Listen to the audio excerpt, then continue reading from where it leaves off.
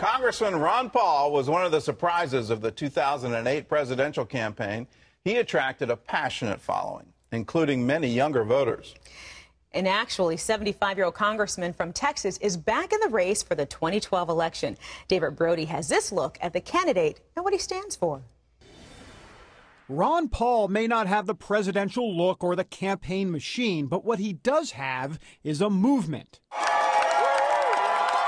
Ron Paul was a Tea Partier before it was cool to be one. For 30 years, he's been talking that talk. In 2008, he wrote The Revolution, a manifesto.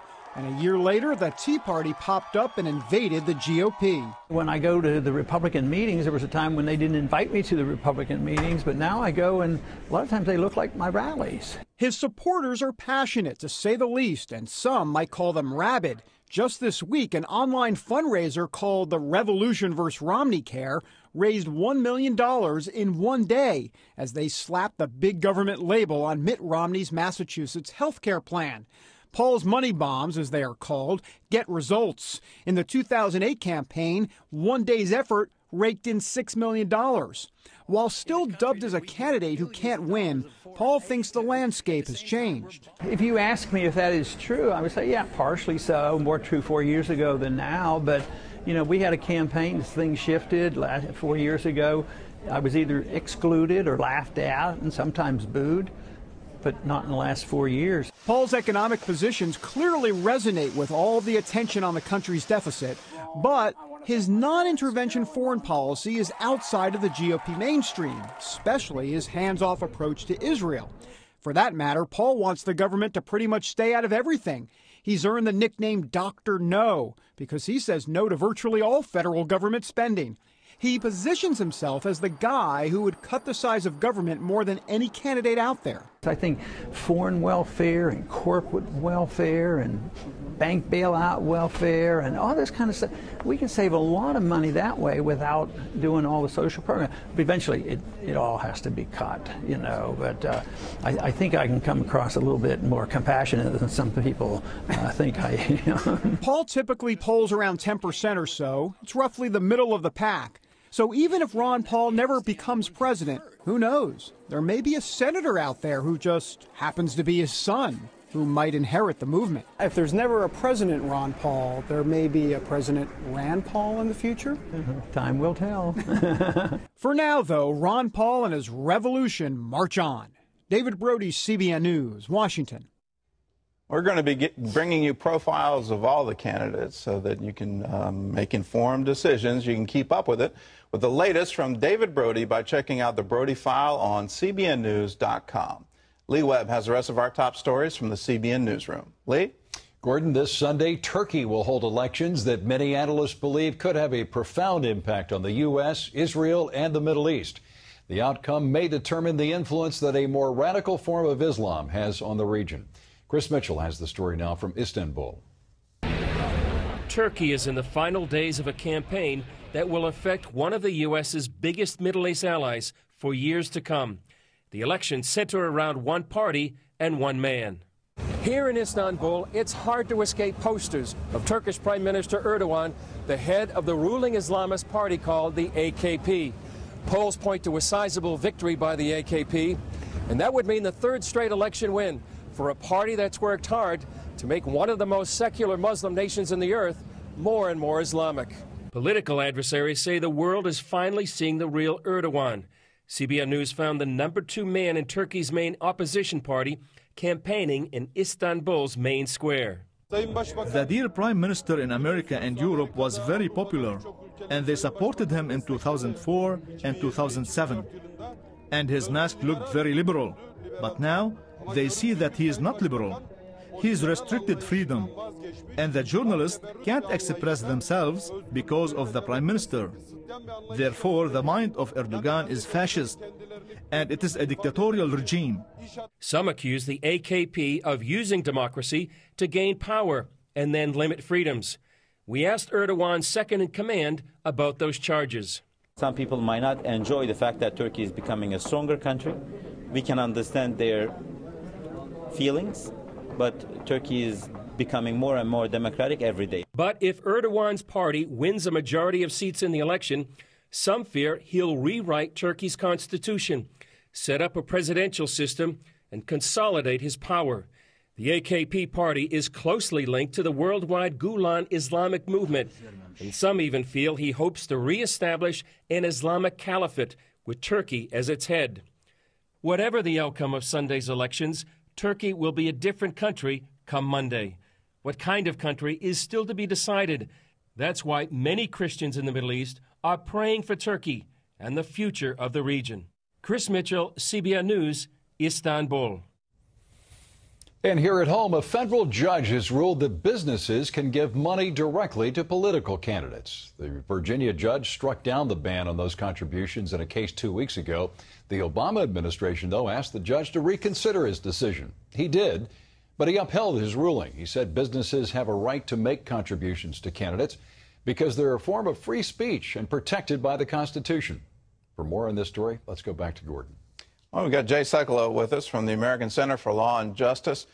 Jay, this one is, I think, is significant. For the first time, a federal judge says the ban on corporate contributions is unconstitutional. Yeah. Do you think it's going to last? I do think it's going to last because if you look at what's happened in the Supreme Court with the Citizens United case, which was the big case after McCain-Feingold, the fact of the matter is the court is consistently striking these prohibitions or bans down as unconstitutional, violating free speech.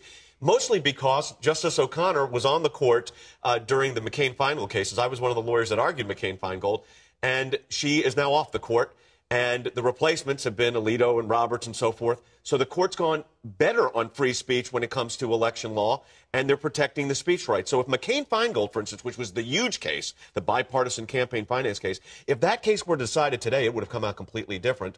We won our provision, by the way, Title III, which was the prohibition on minors participating in political campaigns. But, Gordon, this is huge because, and I think you're right, I think this case, as they continue to move up, you're starting to see it coalescing where courts are just striking these provisions as violating free speech. And this was with, business contributions, so it's a little bit different. Let's go back in the history of it. Yeah. All this came out of the 72 election and what happened with the Nixon campaign. Right. And the sense in Congress was we need to rein it back in because it looks like politicians are being bought by big corporations. Right. We just ran the story that Paul was able to raise $1 million in a day, $6 million in a day.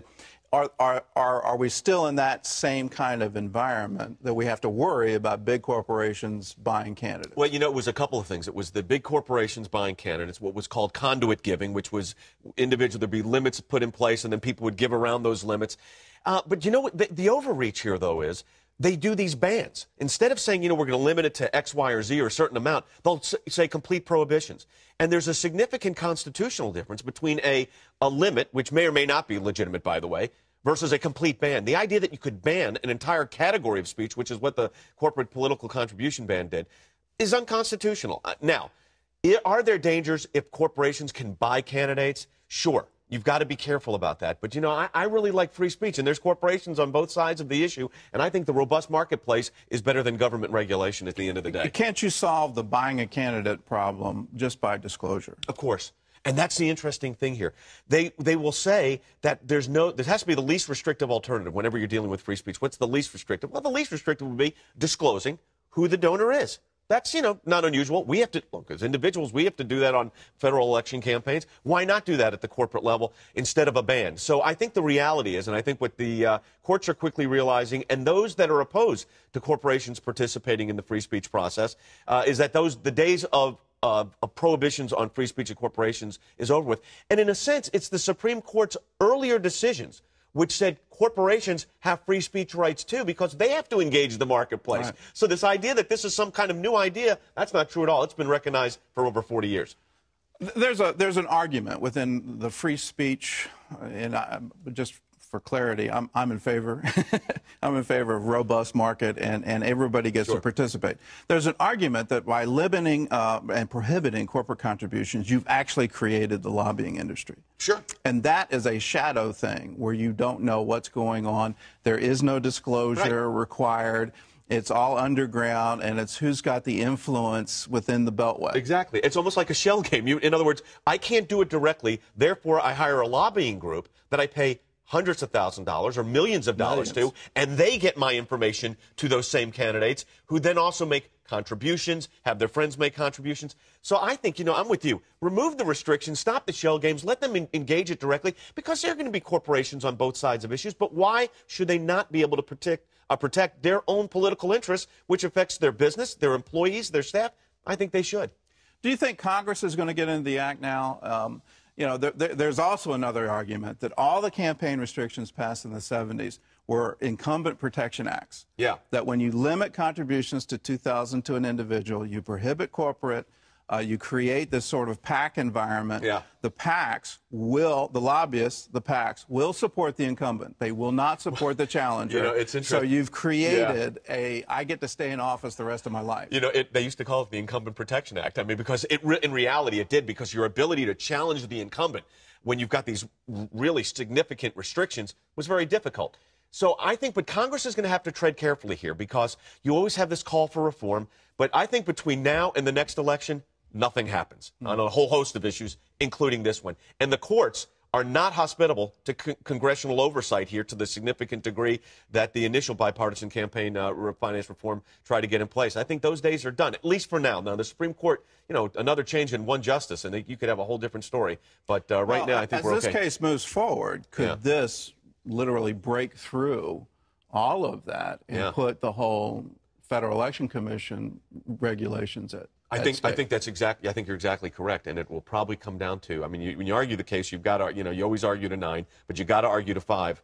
But in this case, I think it's going to be 1, and that's going to be Justice Kennedy.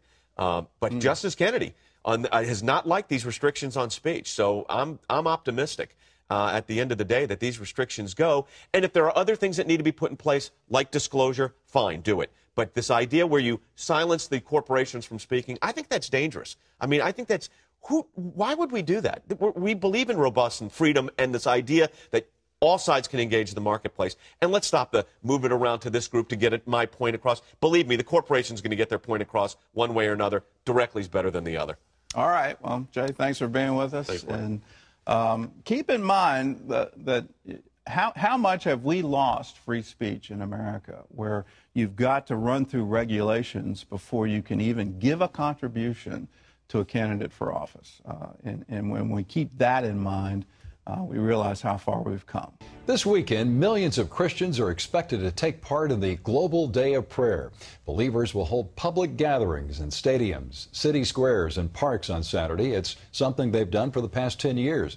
They will repent before God and each other and seek for reconciliation. On June 12th, Pentecost Sunday, congregations in more than 200 nations will observe the Day of Prayer in their church services.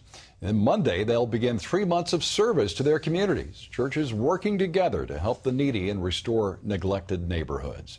You can learn more about the Global Day of Prayer on our website, cbnnews.com. Operation Blessing is helping to fight child abuse and trafficking in Brazil. Hundreds of youth filled the streets of 11 cities across Brazil to raise awareness. Each person held a candle. Every 15 seconds, a small group of people blew out their candles, and that represents the fact that every 15 seconds, a child in Latin America is sexually abused. This year's cities were chosen because they will be the host cities for the 2014 World Cup soccer tournament. Big events like that attract what's called sexual tourism, and it only increases the nation's problem. You can find out how to help and get involved with Operation Blessing by going to its website at ob.org.